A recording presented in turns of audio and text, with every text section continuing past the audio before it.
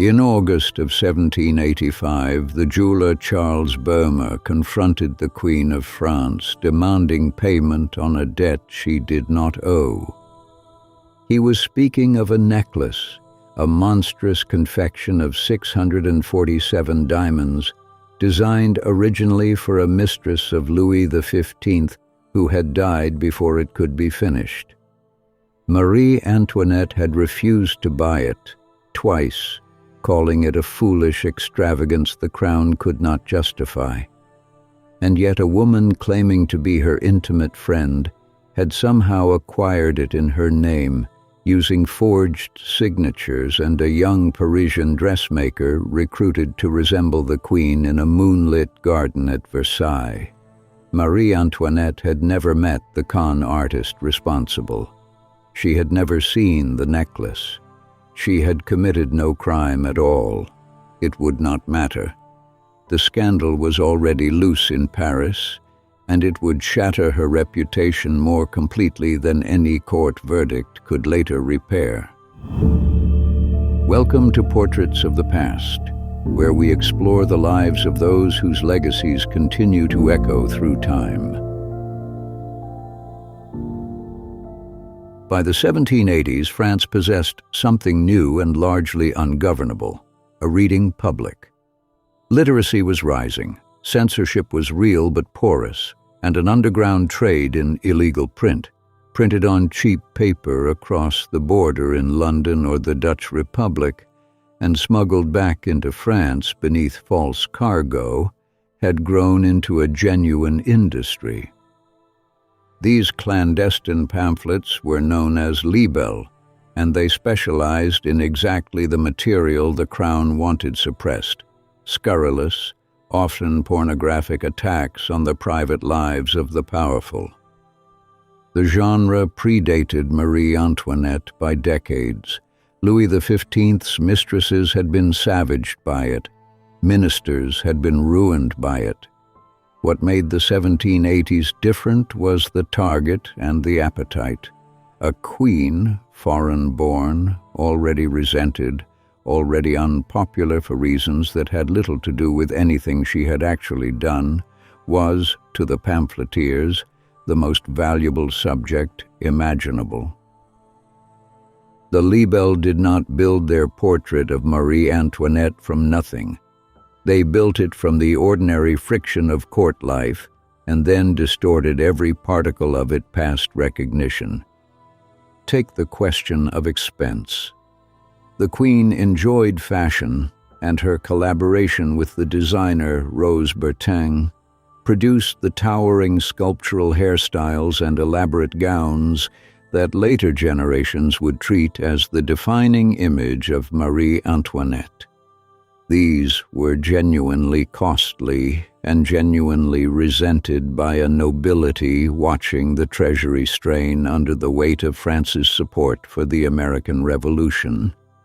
But her personal spending, while real, was not remotely the primary driver of French fiscal catastrophe.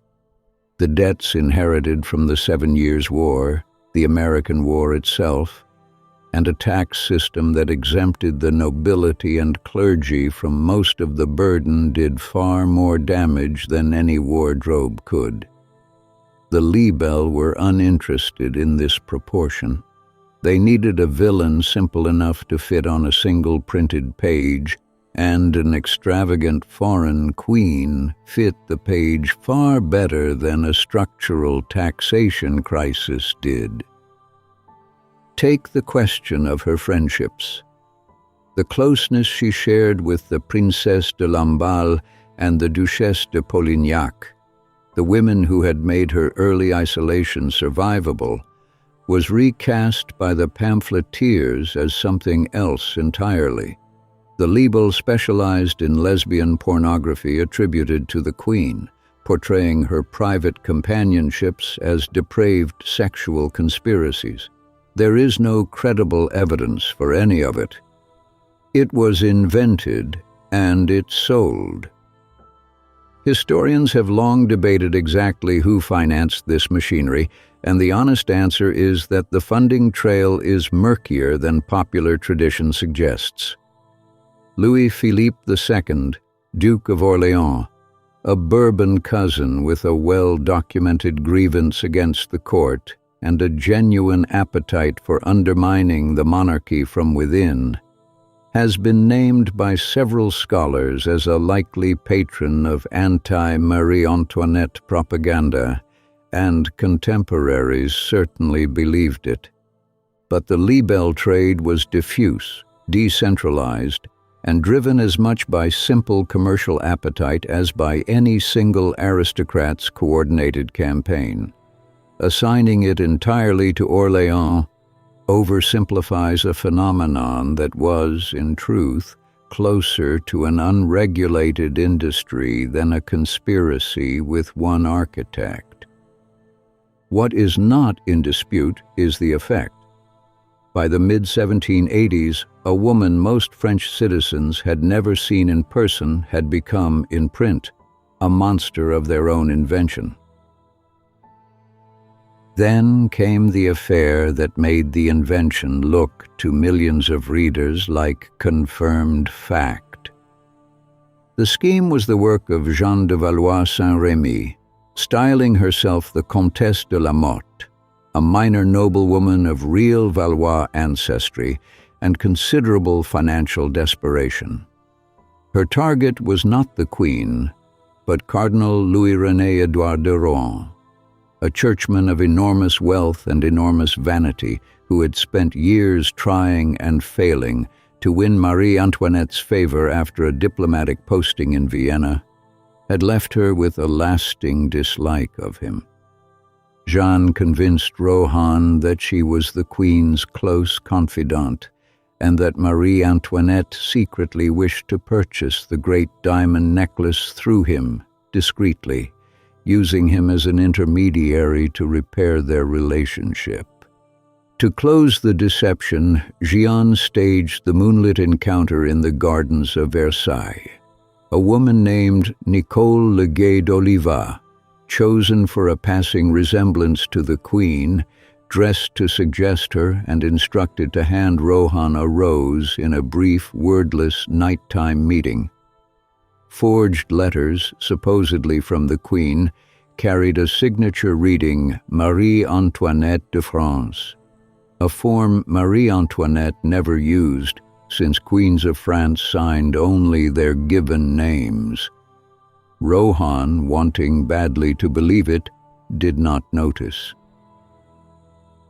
He took delivery of the necklace and handed it to Jeanne's confederates, who broke it apart and sold the stones piece by piece across Europe. When the first payment came due and no payment arrived, the jewelers went at last directly to the Queen.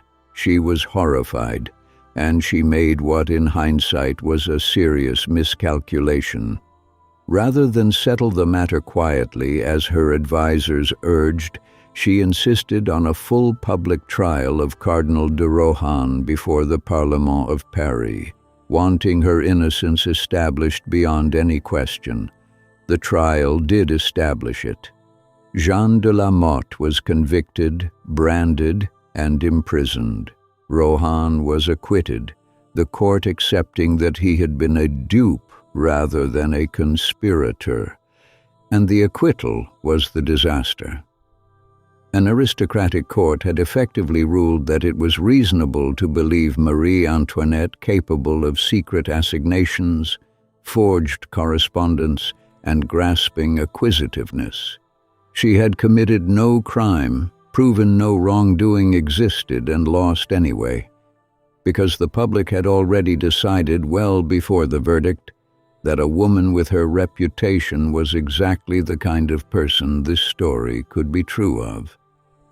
The affair of the diamond necklace confirmed nothing except that Marie Antoinette's name could now be attached to any scandal at all and be believed. It was in this climate, not before it, that the phrase most associated with Marie Antoinette took its final damning shape, qu'ils mangent de la brioche, let them eat cake. The attribution is almost certainly false and traceable. Jean-Jacques Rousseau recorded a nearly identical line in his Confessions, describing it as something a great princess had once said upon hearing that peasants had no bread, and Rousseau was writing that passage in the 1760s, years before Marie Antoinette had set foot in France as a teenage bride. The sentiment itself was older still, a piece of recycled anti-royalist folklore used for generations to illustrate aristocratic obliviousness, attached at various points to various unpopular royal women.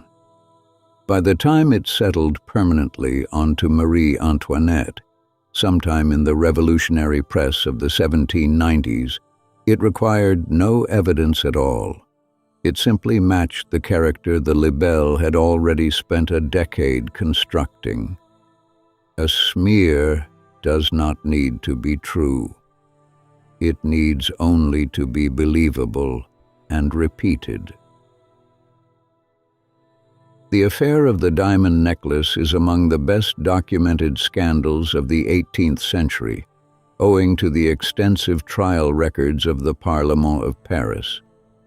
Marie Antoinette's total lack of involvement in the plot is not seriously disputed by historians. The forged signature, Nicole d'Oliva's staged garden meeting, and Jeanne de la Motte's conviction are all established through trial testimony and contemporary correspondence. The "let them eat cake" attribution is treated by the historical consensus as false, or at minimum unproven and almost certainly misattributed, given Rousseau's earlier use of the line and the absence of any contemporary source placing the words in Marie Antoinette's mouth. The libelles themselves survive in considerable number in archives and have been extensively studied by historians of print culture. Their content and its wide circulation is well documented. What remains genuinely debated is the question of coordinated funding. The extent of the Duke of Orleans' personal involvement in commissioning specific pamphlets is argued rather than proven, and popular accounts that present it as settled fact overstate the surviving evidence. Readers should understand the libelle campaign as a real and devastating phenomenon whose precise financial architecture is still contested by specialists. There is something uncomfortably contemporary in watching a reputation get built entirely out of material that never happened.